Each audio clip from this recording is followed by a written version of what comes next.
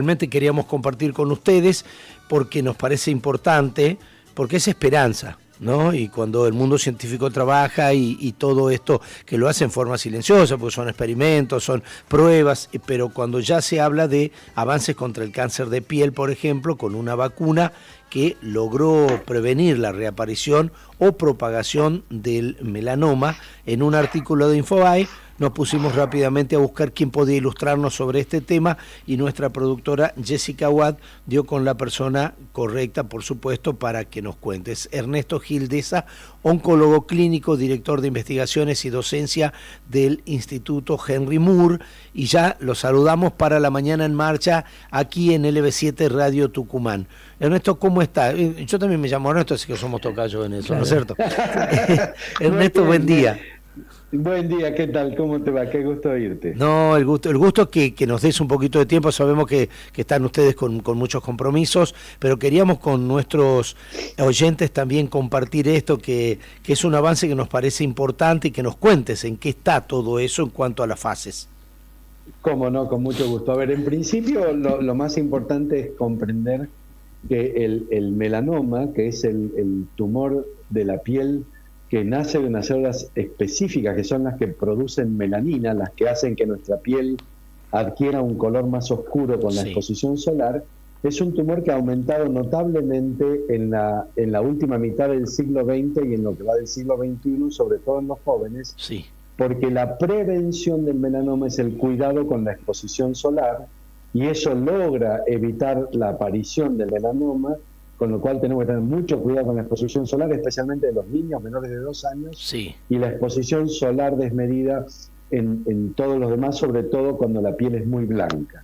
Bien. Y la segunda manera de prevenirlo es cuando el lunar cambia, y esto es cuando crece, cuando sangra, cuando pica, cuando molesta, cuando hay alguna dinámica que hace que el lunar esté creciendo, hay que consultar a un dermatólogo de inmediato, porque estas dos medidas, el cuidado en la exposición solar y la resección temprana de los melanomas incipientes, logra altísima tasa de curación.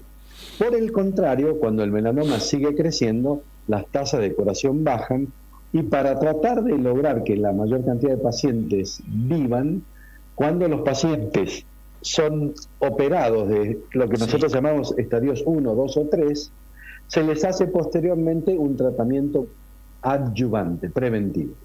El melanoma tiene una particularidad muy importante, que es un tumor con una gran capacidad inmunogénica, sobre todo de inmunoevasión. Esto significa, es un tumor que tiene una gran cantidad de proteínas que se expresan, el organismo las reconoce como extrañas, pero cuando los linfocitos se acercan a destruir el tumor tiene como si fuera unas espículas que destruyen los linfocitos. Claro. Hace unos 10 años se descubrieron medicamentos que son capaces de inhibir esa acción destructiva del tumor, esta inmunoevasión. Se llama pembrolizumab, nivolumab, atezolizumab, son drogas que tienen la finalidad de evitar este mecanismo de destrucción de los linfocitos que tienen las células tumorales. Bueno, Merck tiene una de estas drogas, que es el pembrolizumab, y se unió con Moderna, que fue el laboratorio que ideó la vacuna contra el COVID a partir del ARN mensajero. Esta unión de Merck y de Moderna, junto con la inteligencia artificial, permitieron descubrir unas 33 proteínas en la célula del melanoma y generar una vacuna, esto es la inyección de una vacuna personalizada para cada paciente, que permita reconocer esa proteína. Y entonces, cuando asocias estos dos mecanismos, es como si vos dijeras, bueno, yo tengo una vacuna que hace más evidente el blanco y tengo una medicación que hace más difícil la evasión al ataque linfocitario. Y la suma de estas dos cosas se ha traducido en mejoría a los pacientes.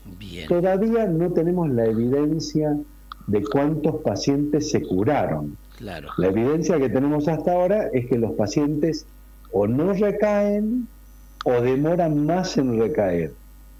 pero falta que madure el estudio y sobre todo que se publique luego de ser revisado, porque hasta ahora lo que tenemos es una información que fue liberada por Merck de que los resultados que se llaman análisis interino de este ensayo está siendo positivo.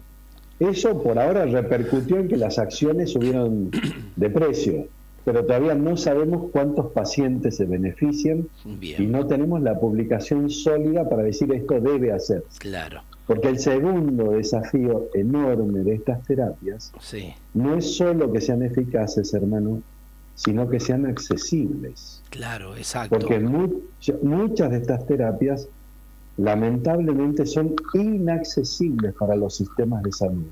Y eso exige un enorme compromiso de la sociedad toda, de los médicos, de los científicos, de los investigadores y de los políticos, para que estos tratamientos lleguen a quienes más los necesitan. Bien, doctor, ha sido claro con esto. De lo que podemos hacer ahora cuando ya llega, y sobre todo en esta parte del país, nosotros en el norte tenemos muy altas temperaturas, de hecho, más allá de que a veces nos dicen, no, porque a los tucumanos, sobre todo a los santiagueños, hermanos santiagueños, salteños, a ustedes les gusta dormir la siesta, pero acá con 40 grados no se puede hacer nada, o sea que digamos que hacemos una utilización eficiente de las horas de la siesta o de la tarde. Así que le pregunto yo porque, a ver, sabemos que viene la época de comprar también todos los que son protectores y hay graduaciones, 30, 50, 75, realmente son, digamos, fieles en cuanto a esa cobertura o a esa protección. ¿Qué debemos saber también de eso, más allá que lo ideal sería no exponerse al sol directamente? Tal cual, hermano. A ver, el país que tiene mayor experiencia en esto es Australia. Porque no te olvides que Australia es un país que fue colonizado por Inglaterra como una gran cárcel, con lo cual muchos irlandeses, escoceses e ingleses del norte fueron llevados a Australia en el siglo XIX. De tal manera que son personas genéticamente blancas que se exponen enormemente al sol. Digo genéticamente blanca, Marcelo, porque no te olvides que todos nosotros descendemos de negros, ¿no? La humanidad desciende de negros y en la medida en la que fuimos yéndonos hacia el norte, fue bajando la exposición solar, fue bajando la vitamina D y por lo tanto el cambio de color de piel tiene como objetivo tener mayor cantidad de vitamina D. De tal manera que la falta de exposición solar absoluta también es peligrosa. Lo importante es comprender que tiene que haber una exposición solar razonable y moderada, y con el cambio climático y el agujero de ozono, la exposición solar a luz ultravioleta B aumentó notablemente en el hemisferio sur. Entonces, ¿qué es lo primero que tenemos que tener cuidado? No exponernos al sol. ¿Cómo sabemos cuándo el sol es riesgoso? Hay una regla que se llama la regla de la sombra, y dice, cuando tu sombra es más corta que tu estatura, tenés que estar guarecido. Bien. Es decir, si vos me dices 1,70, cuando tu sombra mide 1,60, tenés que estar bajo techo. Bien. No importa a qué hora sea, porque cuando la sombra es más corta, la irradiación solar está cayendo a menos de 45 grados y la luz ultravioleta aumenta notablemente. Bien. Entonces, cuando tu sombra es más corta que tu estatura, tenés que estar protegido. Si tenés menos de 2 años, no tenés que estar al sol.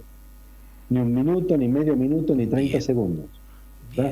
Menos de 2 años tenés que estar a la sombra.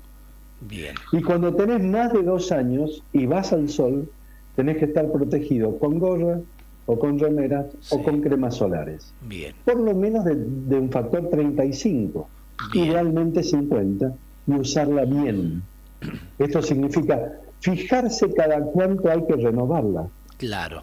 Porque hay distintas características de protectores y depende de la viscosidad, de que sean acuosos o no, de que uno se meta a la pileta o no, hay que renovarlo. Claro. Pero creo que es una oportunidad extraordinaria para educar a los jóvenes en el autocuidado.